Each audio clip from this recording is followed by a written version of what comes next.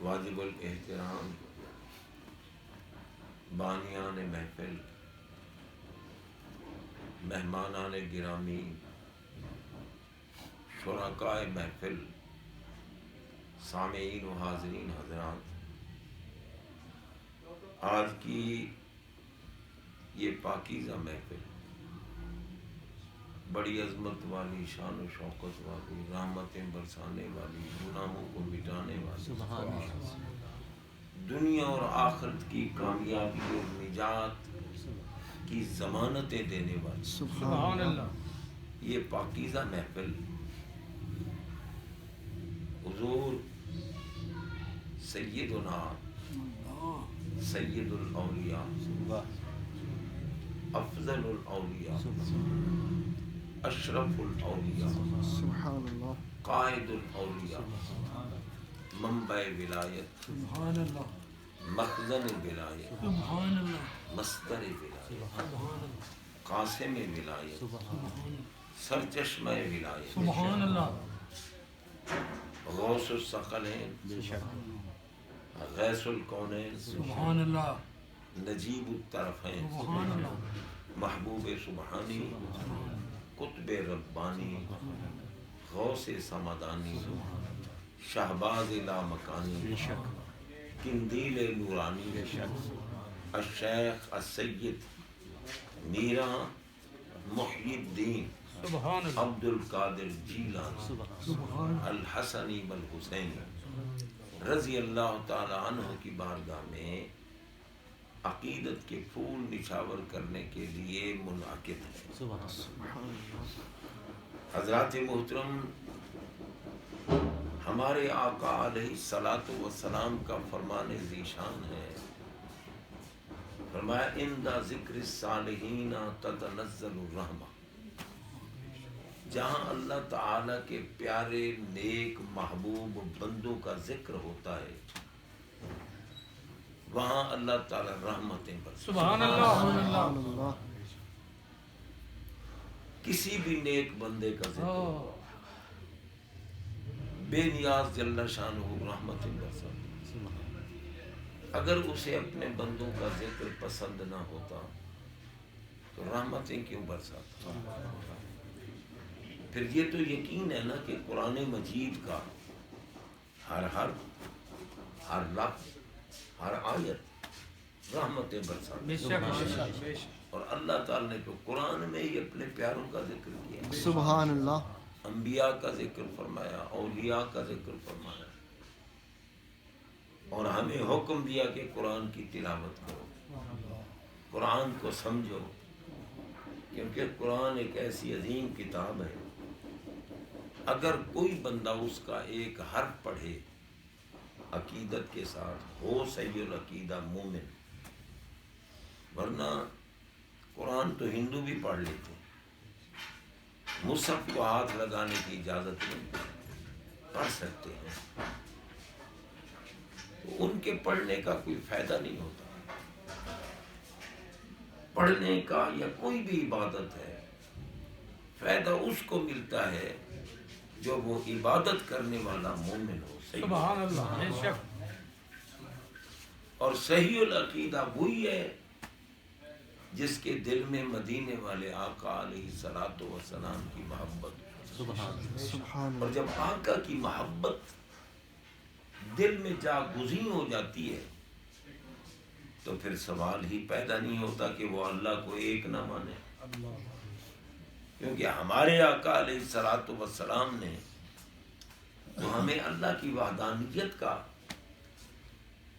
حکم دیا، ماننے کا حکم دیا، اور اللہ تعالیٰ نے اپنی احدیت کا اعلان بھی محبوب کی زبان سے کرا۔ سبحان اللہ، پورا قرآن پڑھ کے دیکھو، رب العالمین جل شانہ نے خود نہیں فرمایا کہ انا احد، میں ایک ہوں، نہیں، محبوب سے کہہ رہا ہے کہ قل هو اللہ احد، بے شک، محبوب آپ فرما دیں، کیونکہ ہم اگر ڈائریکٹ نبی پاک کے وسیلہ اور واسطہ کے بغیر اللہ تعالیٰ کی توحید کے قائل بن جائیں تو وہ مردود توحید ہے، رب قبول نہیں کرتا۔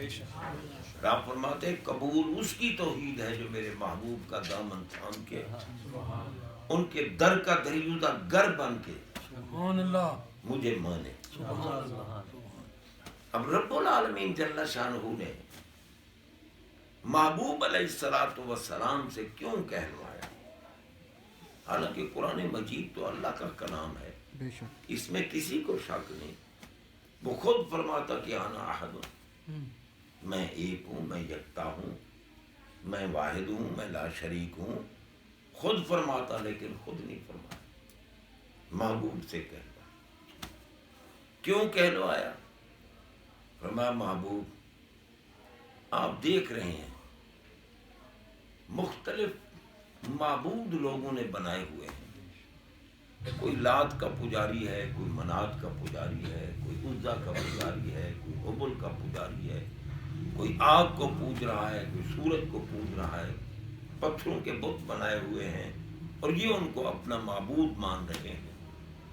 میں اگر کہوں کہ تمہارے یہ سارے معبود باطل ہیں اور میں ایک ہوں جو عبادت کے لائق ہوں، میرا کوئی شریک نہیں، تو جنہوں نے یہ خدا بنائے ہوئے ہیں میں تو نظر نہیں آتا،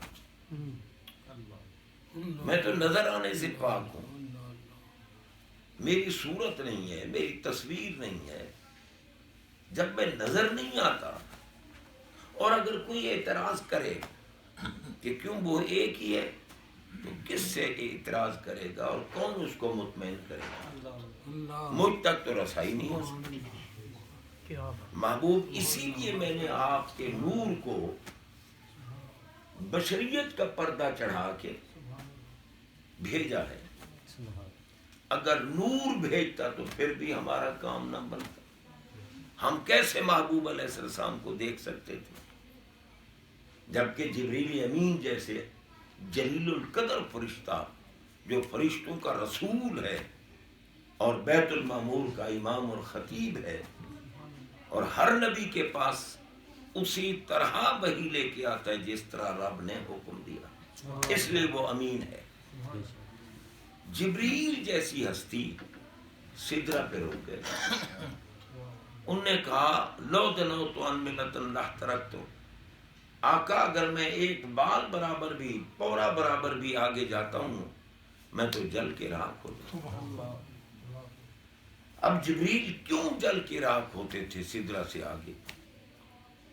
ممکن ہے عقل والوں کے عقل میں یہ بات آئے کہ سدرہ سے متجاوز ہونے کے بعد، کیونکہ یہ آگے میں کہہ رہا ہوں سدرہ سے آگے، نہ کہوں تو کیا کہوں، ورنہ سدرہ سے جب تجاوز ہوتا ہے نا، وہاں نہ آگے کی بات ہے نہ پیچھے کی بات ہے، نہ ادھر ادھر کی بات ہے نہ جدھر کدھر کی بات ہے، نہ تحت کی بات ہے نہ فوق کی بات ہے، وہاں اطراف نہیں ہے، اکناف نہیں ہے، اسمات نہیں ہے، جہات نہیں ہے، وہ ان تمام تعینات سے پاک ہے سدرہ سے آگے۔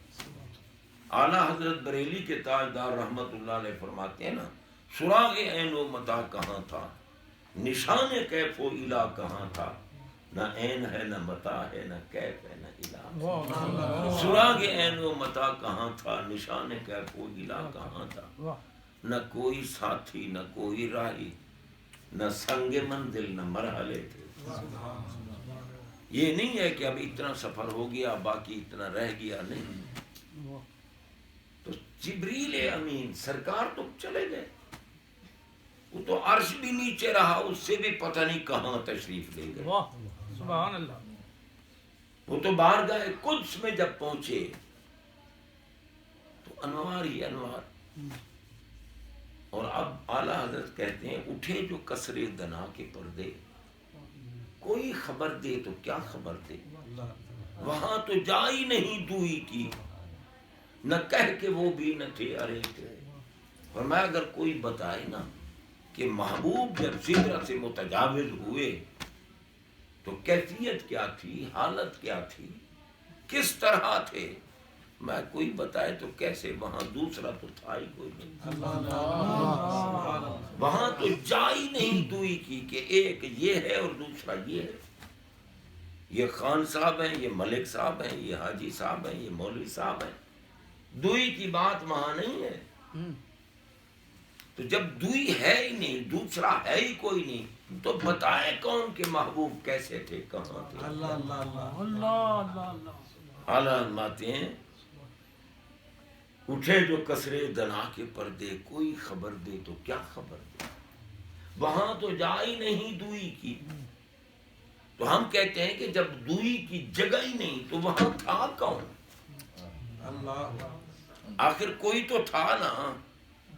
فرمایا وہاں تو جا ہی نہیں دوئی کی، نہ کہہ کے وہ بھی نہ تھے، ارے تھے بس یہاں بھی محبوب تھے. نعرہ تکبیر، نعرہ رسالت، نعرہ حیدری، نعرہ تحقیق. کمان امکان کے جھوٹے نقطوں، تم اول آخر کے پھیر میں ہو. اول کون ہے، آخر کون ہے. محیط کی چال سے تو پوچھو، دائرے کی چال سے تو پوچھو. دائرہ کہاں سے شروع ہوتا ہے، کہاں ختم ہوتا ہے. اللہ اللہ اللہ. نہ دائرے کی ابتدا ہے، نہ دائرے کی انتہا. تمہارا تصور ہے جہاں سے سمجھو کہ یہاں سے شروع ہو رہا ہے پھر یہیں ختم ہو رہا ہے. کہیں سے بھی تصور کر لو، اس کی نہ ابتدا ہے نہ انتہا. جیسے دائرہ ابتدا و انتہا سے ماورا ہے، اسی طرح مدینے والے آقا کے بھی نہ ابتدا سبحان اللہ. کیونکہ وہ اللہ کی ذات کے مظہر کامل ہے. مظہر کامل ذات کے بھی مظہر کامل سے کمان امکان کے جھوٹے نقطوں، تم اول آخر کے پھیر میں ہو. محیط کی چال سے تو پوچھو، کدھر سے آئے کدھر گئے تھے. وہی ہے اول، وہی ہے آخر، وہی ہے باطن، وہی ہے ظاہر. اللہ ہی اول ہے، اللہ ہی آخر ہے، اللہ ہی ظاہر ہے، اللہ ہی باطن ہے. وہی ہے اول، وہی ہے آخر، وہی ہے باطن، وہی ہے ظاہر. اسی کے جلوے اسی سے ملتے. واہ واہ سبحان اللہ. ہمارے آقا کیا ہے، اللہ کی ذات و صفات کے مظہر عتم ہے. اللہ کے جلووں کا مستقر محبوب کی ذات. واہ سبحان اللہ. اللہ کے جلوے جہاں قرار پکڑتے ہیں وہ ہمارے آقا کی ذات ہے. ملا بیچارے کو نہیں سمجھ آتی ان باتوں کی، یہ تو درویشوں کو سمجھ آتی ہے جنہیں مدینے والے نے پسند کیا. سبحان اللہ. ان کو ورنہ پی ایچ ڈی کر لیں انہیں پتہ نہیں ہوتا کہ سرکار کیا ہے، نہیں پتہ ہوتا. انہیں تو یہ بھی نہیں پتہ بھی الحمدللہ کا معنی تمام تعریفیں اللہ کے لیے ہیں. لکھ دیا کسی نے، پڑھ لیا. یہ ہیں جناب ماسٹر کی ڈگریوں والے، ایم فل والے اور پی ایچ ڈی والے. بین سطور ترجمہ لکھا چاہے خارجی نے لکھا ہو، وہ پڑھنے تو کہیں گے بس یہ ایسا ہے ہی نہیں. اب دیکھو نا، الحمدللہ، بے شک ہم تو واحد ہے نا، بے شک حمد واحد ہے. تو پھر یہ تعریف کرنا کہنا چاہیے نا، تعریف اللہ کے لیے ہے. یہ کیوں ہر مترجم یہ ترجمہ کیوں لکھتا ہے کہ تمام تعریفیں، ایک تعریف بھی نہیں، تعریفیں، اس پہ تاکید ہے تمام کی. تمام تعریفیں اللہ کے لیے. یہ کہاں سے نکل آیا تمام بھی اور تعریفیں بھی؟ غور کیجیے کہاں سے نکل آیا. تو جناب بندہ غور کیجیے، یہ صرف کیا ہے، وہ طالب علم جو چٹائی پہ بیٹھ کر اور لکڑی کی تپائی پہ حدیث کی کتابیں رکھتا ہے، عربی کے فنون کی کتابیں رکھتا ہے، قرآن پاک رکھتا ہے، تفاسیر رکھتا ہے، پھر زانو تلمذ طے کر کے پڑھتا ہے، اس کو پتہ چلتا ہے یہ بھئی یہ الحمدللہ کا معنی حمد ہے تو واحد. تو یہاں جمع کا معنی کیوں ہو رہا ہے؟ اس لیے کہ اس حمد پر جو الف لام لگا ہے نا، اس نے کمال دکھایا. یہ الف لام استغراق کا ہے، اور حمد کی تمام جو بھی تمام کی اس کی تمام اصناف ہیں وہ سب پہ دلالت کرتا ہے. اور صرف یہ بھی نہیں کہ صرف تعریف، یہ اس کا معنی کیا ہے، تمام تعریفیں، تمام تعریف کرنے والوں کی तमाम ज़मानों में अल्लाह के लिए। सुभान अल्लाह सुभान अल्लाह। ये असल मफ़हूम है। वाह वाह वाह। तमाम तारीफें तमाम तारीफ करने वालों की तमाम ज़मानों में अल्लाह के लिए। तो अब अगर गौसे आजम की अजमत की बात की जाए तो मुल्ला बिगड़ता क्यों है? ये जी कोई नहीं मुश्किल पूछा। अरे अल्लाह के बंदे, अब तुझे हिदायत दे। अल्लाह ऐसा कादिर और वाहिद ला शरीक है, अहद है, यकता है। वो जिसको जो कमाल दे उससे छीनने वाला कोई नहीं। बेशक। वो जिस बंदे को कमाल दे, उसने कमाल नहीं दिया, कमाल देकर कुरान में ऐलान कर दिया। हजरत सैयदना ईसा रूहुल्लाह अलैहिस्सलाम ऐलान फरमा रहे हैं, उनब्बिउकुम बिमा ताकुलून वमा तदाखिलून फी बुयूतिकुम। ईसा अलैहिस्सलाम अपनी कौम के सामने खड़े होकर फरमाते हैं, बताऊं मैं तुम्हें, उनब्बिउकुम, खबर दूं मैं तुम्हें, बताऊं मैं तुम्हें किस शय की खबर? फरमाया बेमा ताकुलून। मा कलमे मौसूल है जो उमूम पे दलालत करता है।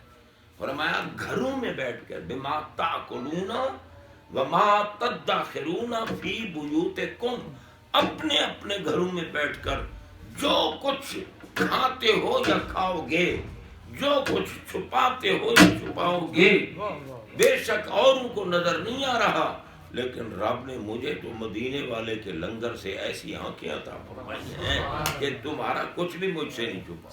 सुभान अल्लाह। मैं तुम्हारे घरों को देख रहा हूं। कुरान की बात है ना भाई। अल्लाह ने नाजिल, ये बात हजरत ईसा रूहुल्लाह की बात है, तो रब ने कुरान में नाजिल क्यों कर दी?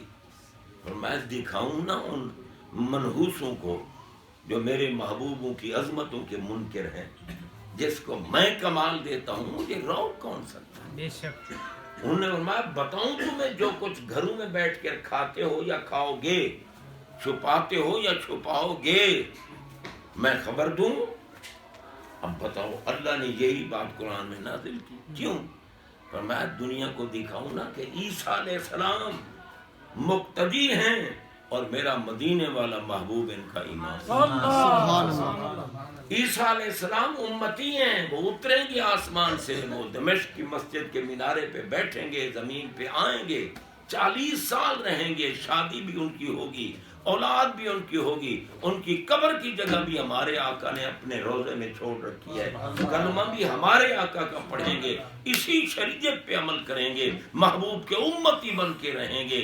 और जनाब बंदा, सरकार की इतनी मोहब्बत उनके दिल में होगी ईसा अलैहिस्सलाम की, क्योंकि जिस मस्जिद के मीनार पे उतरेंगे और लोगों को कहेंगे सीढ़ी रखो, मैंने नीचे आना है, क्योंकि वो आलम असबाब नहीं था, अब आलम असबाब में आ गया हूँ। जब नीचे उतरेंगे उस वक्त इमामत होगी हजरत इमाम महदी अलैहिस्सलाम। सुभान अल्लाह। और हदीस में कि ऐसे लगेगा जैसे उनकी दाढ़ी मुबारक अभी गुस्ल करके आए हैं, जुल्फों से भी पानी टपकता नजर आएगा लेकिन पानी होगा नहीं, रीश अनवर से भी पानी टपकता नजर आएगा मगर पानी होगा नहीं। चमक ऐसी होगी कि पानी टपकता हुआ नजर आएगा, ऐसी चमक होगी। जब नीचे तशरीफ लाएंगे हजरत इमाम महदी अलैहिस्सलाम अर्ज करेंगे कि जनाब आप क्योंकि ठीक है अब हमारे आका के उम्मती बन के आए हो, लेकिन तुम नबी भी रहे हो, रसूल भी रहे हो और मुरसल भी हो, इसलिए नमाज तुम पढ़ाओ, इमामत के मुसल्ले पे खड़े हो जाओ। ईसा अलैहिस्सलाम फरमाएंगे मेरे आका की आल पाक का जब फर्द कामिल मौजूद है, मैं आगे नहीं खड़ा, आप आगे खड़े हो, सुभान अल्लाह, आप आगे खड़े होकर नमाज। तो ईसा अलैहिस्सलाम नमाज पढ़ाएंगे, 40 साल गुजारेंगे, शादी होगी, बच्चे भी होंगे, ये सब कुछ हमारे आका ने बताया। अब भी कोई कहे नबी को इल्म नहीं, तो बताओ वो तो मोदी का एजेंट हो सकता है, मेरे नबी का गुलाम नहीं हो सकता। जनाब बंदा गौर कीजिए, ईसा अलैहिस्सलाम की बात इसलिए अल्लाह ने कुरान में फरमाया, एक तो मैं वाहिद ला शरीक हूँ, कादिर मुतलक हूँ, जिसको जिस अजमत से नवाजना चाहूँ नवाज सकता हूँ। ये मेरे महबूब के मुक्तदी का कमाल है कि वो कह रहे हैं उबरिउल अकमा वल अबरा साबा उहियल मौता बिइज़्निल्लाह, فرمایا میرے پاس وہ نابینے لاؤ جن کی آنکھیں بنی ہی نہیں تھی، صرف گوشت۔ اکما اس نابینے کو کہتے ہیں جس کی آنکھیں نہ ہوں، صرف گوشت ہو۔ اور اعما یہ بھی قرآن کا لفظ ہے، اعما اس نابینے کو کہتے ہیں جس کی آنکھیں ہیں مگر ان میں نگاہ نہیں، وہ اعما ہوتا ہے۔ اور جس کی آنکھیں بنی نہیں وہ اکما ہے۔ میں اکما لاؤ ابرئ الاکمہ، اکما لاؤ جن کی آنکھیں بنی ہی نہیں ہیں، میں آنکھیں بنا بھی دوں گا، نگاہ ڈال بھی دوں گا، کیونکہ یہ کمال میرے رب نے مجھے دیا ہے اور دیا محبوب کے وسیلے سے۔ سبحان اللہ، کیونکہ موتی اللہ ہے اور قاسم مدینے والے آپ۔ سبحان اللہ، بے شک جناب بندہ غور کیجئے کہ بھائی دیکھو ہمارے آقا کی عظمت کی بات ہو رہی ہے، تو پھر آپ دم بخود کیوں بیٹھے، پریشان اور حیران کیوں بیٹھے؟ آقا کا تعارف نہیں ہے، کس بات کا کلمہ پڑھتے ہو؟ جناب بندہ لا الہ الا اللہ جو پڑھتے ہو کہ اللہ کے سوا عبادت کے لائق کوئی نہیں، اس کی الوہیت کا تعارف بھی تو کرو نا، الوہیت سے واقفیت بھی خاص پیدا کرو کہ اللہ ایک ہے، کوئی اس کا شریک نہیں۔ اور پھر محمد بھی کہتے ہو، رسول اللہ بھی کہتے ہو، کیا پتہ تمہیں کہ محمد کس کو کہتے ہیں، رسول اللہ کس کو کہتے ہیں؟ میں تو اس وقت مختصر وقت میں ان باتوں کی تشریحات نہیں ہو سکتی، ورنہ جناب بندہ یہ تو میں 1 سال درس دیتا رہوں پھر بھی ختم نہیں۔ اللہ، اتنی عظمت ہے ہمارے آقا کی، اتنی شان ہے ہمارے آقا کی، آقا کی عظمت کی بات، اور چپ کر کے جو بیٹھا رہے مجھے یوں لگتا ہے کہ یہ بیچارہ عقل سے فارغ بیٹھا ہے، اس کو پتہ نہیں لگ رہا کہ میں کہہ کیا رہا ہوں۔ ورنہ نبی کی سنت نہیں ہے داد دینا، سبحان اللہ، بات کوئی کمال کی کرے۔ سرکار کہتے ہیں اللہم ایدہ بروح القدس، اللہم ایدہ بروح القدس۔ تو سرکار جب داد دیتے ہوں گے کسی کو اور دعا دیتے ہوں گے تو اس کا مقام حوصلہ کی بات ہے۔ اور اگر کسی کی نیت یہ ہو نا کہ بولنے والا جلدی چپ کرے، وہ چپ کر کے بیٹھے، نہ سبحان اللہ کہے گا، نہ الحمدللہ کہے گا، نہ انا للہ کہے گا، کچھ تو کہنا بھی چاہیے۔ تو جناب بندہ غور کیجئے رب العالمین کے محبوبوں کی بات۔ اور پھر ہمارے آقا فرماتے ہیں کہ ما من نبی الا ولہ نذیر فی امتی، فرمایا کوئی اللہ نے ایسا نبی نہیں بھیجا جس کا مظہر میری امت میں موجود نہ ہو۔ فرمایا الولد سر لابی، اور اولاد والدین کا مظہر ہوتی ہے، اولاد والدین کا، یہ قرآن سے ثابت ہے۔ لوگ کہتے ہیں نسب کیا ہوتا ہے جی، یہ کیا ہوتا ہے، یہ سید ہے، یہ فلاں ہے، یہ فلاں، یہ کوئی بات نہیں پاگلو، قرآن کی بات ہے۔ تمہارا عقل ناقص ہو، تمہیں نہ پتہ چلے تو قرآن کی باتوں پر اعتراض کرتے ہو۔ رب نے نہیں فرمایا، جب یہودیوں نے، عیسائیوں نے معاذ اللہ فرشتوں کے لیے یہودیوں نے کہا، مشرکین نے کہا کہ یہ اللہ کی بیٹیاں ہیں، انہوں نے کہا یہ فرشتے جو ہیں نا یہ اللہ کی بیٹیاں ہیں، تو رب نے فرمایا قل، محبوب ان سے فرما دیجیے ان کان للرحمن ولد فانا اول العابدین۔ پاگلو، اللہ لم یلد ولم یولد ہے، نہ کو وہ کسی کا والد ہے اور نہ اس کا کوئی والد ہے، نہ وہ کسی کی اولاد ہے نہ اس کی کوئی اولاد ہے، اور لم یلد ولم یولد ہے۔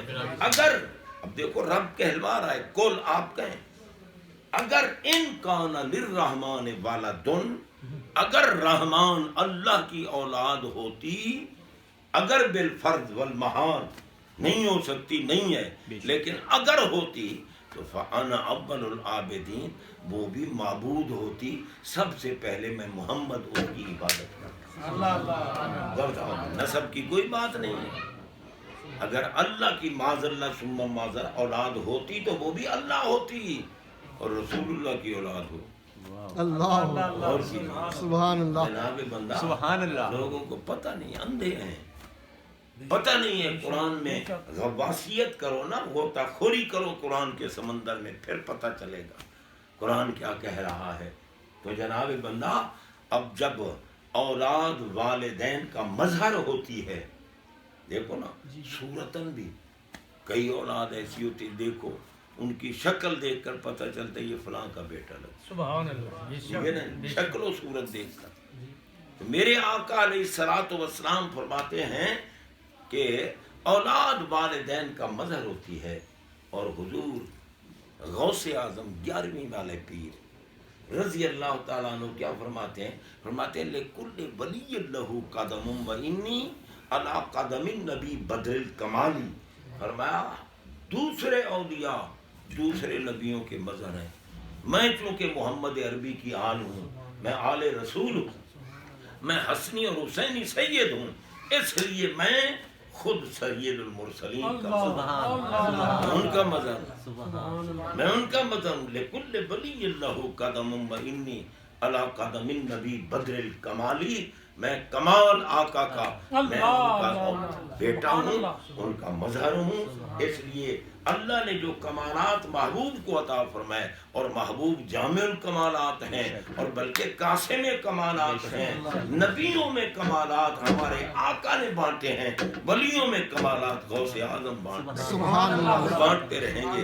اور جناب غوث اعظم قطب مدار قطب ارشاد سوائے سید کے اور کوئی نہیں بن سکتا، سوائے سید کے، کیونکہ وہ ہیں نبی کی آل، اور اولاد علی ہیں، اور اولاد سیدہ زہرا ہیں، جن کو اللہ نے پاک بنایا، پاک، علی بھی پاک ہیں، زہرا بھی پاک ہیں۔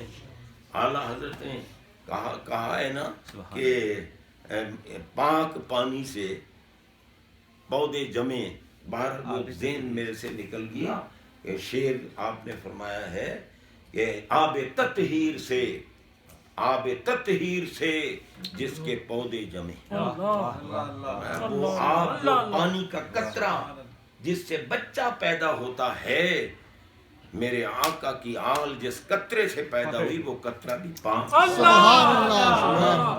ورنہ وہ قطرہ نکلے تو وضو صرف نہیں ٹوٹتا، غسل کرنا پڑتا ہے، اور علی کے جسم سے قطرہ نکلے تو نہ وضو ٹوٹتا ہے اور نہ آپ کا غسل ٹوٹتا ہے، پاک ہی رہتے ہیں۔ اسی لیے فرمایا کہ لا یحل لأحد یجنب فی ھذا المسجد غیری وغیر، فرمایا جب غسل واجب ہوتا ہے تو نہ مجھ پر واجب ہوتا ہے، نہ علی تجھ پہ واجب ہوتا ہے، باقی کسی کو حلال نہیں بغیر غسل کے مسجد میں آنا، تو آئے تو حلال ہے۔ اب بیچارے ملاؤں کو کیا پتا، کیونکہ نبی کی نسل جاری کرنی تھی نا، تو سیدہ زہرا بھی پاک تھی۔ ہر بی بی مہینے میں 3 دن مجبور ہوتی ہے، کم از کم، زیادہ سے زیادہ 10 دن یا عادت کے مطابق، اور جب بچہ پیدا ہوتا ہے تو 40 دن گزارنے پڑتے ہیں یا عادت کے مطابق کم، تو جناب بندہ یعنی کہ نماز معاف ہو جاتی ہے، اور ادھر سیدہ زہرا پاک کا بیٹا پیدا ہوتا اور آپ پیدائش کے فوراً بعد نماز پڑھتے، نماز پڑھتے، پتہ نہیں وہ ملا کس احمد کی جنت میں رہتے ہیں جنہیں زہرا پاک کی عظمت کا پتہ ہی نہیں، علی پاک کی عظمت کا پتہ ہی نہیں، اور ایک ایمان سے یہ الزام آج کل دیا جاتے ہیں علی علی کرتے ہو، علی علی کرتے ہو، یہ رافضیوں کا کام ہے۔ میں نے کہا بے خیر تو ہم رافضیوں کو علی والا بننے نہیں دیتے، علی ہیں ہمارے، ہم رافضیوں کو نہیں بننے دیتے۔ رافضی اس کو کہتے ہیں جو صحابہ کا گستاخ ہو، جو صحابہ کو گالیاں نکالے۔ ہم آقا کے صحابیوں کے بھی غلام ہیں، اہل بیت کے بھی غلام ہیں۔ حضرات محترم حضور غوث اعظم رضی اللہ تعالی عنہ میرے آقا کے شہزادے، اور ولادت کے وقت سرکار تشریف لائے، جب پیدا ہوئے نا غوث اعظم، تشریف لائے اور فرمایا کہ ھذا ولی و محبوبی، آپ کے والد گرامی کو کہا آتاک اللہ ابنا صالحا، آپ کو اللہ نے بڑا صالح بیٹا عطا فرمایا ہے، ہوا ابنی و ولی و محبوبی و محبوب اللہ تعالی، یہ میرا بیٹا ہے، میرا ولی ہے، وارث ہے، یہ میرا بھی محبوب ہے۔ سیکون لہ شان فی الاولیاء والاقطاب کشانی بین الانبیاء والرسل، فرمایا کہ ان قریب دیکھ لو گے جس طرح نبیوں اور رسولوں میں اللہ نے مجھے سب سے عظمت والا بنایا ہے، اسی طرح ولیوں غوثوں کتب میں یہ سب سے عظمت۔ اسی لیے آپ نے اعلان کیا کہ قادمی حاضر ہی अला रकबत कुल्ली वली अल्लाह, कि मेरा ये कदम तमाम औलिया की गर्दनों पर है, तमाम औलिया की गर्दनों पर है। तो जनाब बंदा हुजूर गौस आज़म की बारगाह में ये झलकी दी है, क्योंकि आजकल वक्त कलील होता है और बहरहाल हम इंशाअल्लाह अच्छे वक्त पे जमा हो गए, ज़िक्र हो गया, घर में बरकत नाज़िल हो गई, रहमतें बरस रही हैं, हमारे भी गुनाह मिट रहे हैं और अहले खाना पर भी करम हो रहा है। रब्बुल आलमीन कबूल व मंजूर फरमाए। व आखिरु दावाना अल्हम्दुलिल्लाहि रब्बिल आलमीन व मा अलैया इल्ला